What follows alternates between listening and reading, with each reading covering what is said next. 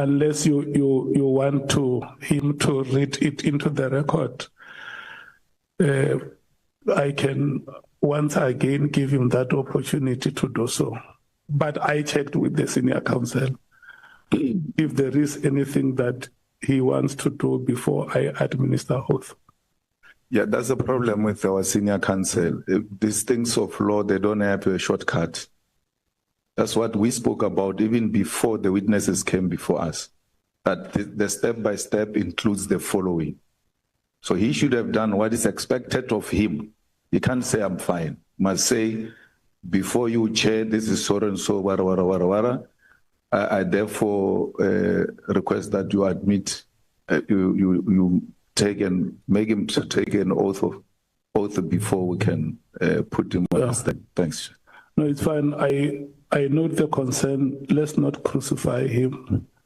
Let's forgive him. Senior counsel, may you just confirm that the witness that we administer oath on is Thank you, Honorable Chair. Right witness. Honorable Chair, honorable members, everyone watching, everyone present. We are satisfied that Minister Senzo Mchunu is present, is before us. We've consulted with him. He is ready, willing, and able to testify.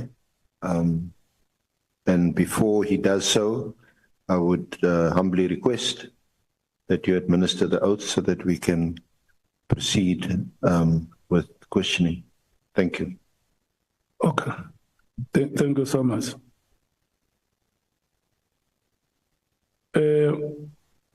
Let me start, Minister, because you may no longer remember some of the things that I have said. You have been invited here to appear before this ad hoc committee, which investigate allegations made by Lieutenant General Senzo Mchunu.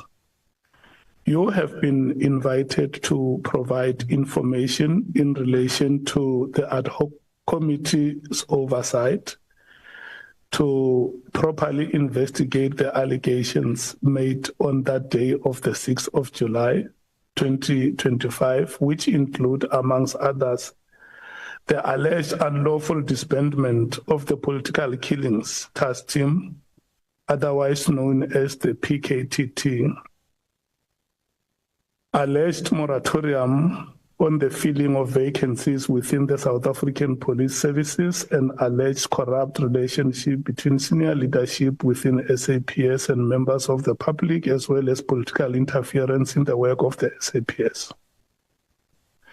In extending this invitation, the ad hoc committee chairperson has indicated that you may provide such information to the committee if you so wish, under oath, in terms of the powers, privileges, and immunities of Parliament and Provincial Legislatures Act. You have indicated that you wish to take the oath so as to be afforded the protections as provided in the Powers and Privileges Act. Please be informed that by law, you are required to answer fully and satisfactorily all the questions lawfully put to you, or to produce any document that you are required to produce in connection with the subject matter of the inquiry, notwithstanding the fact that the answer or the document could incriminate you or expose you to criminal or civil proceedings or damages. You are, however, protected in that evidence given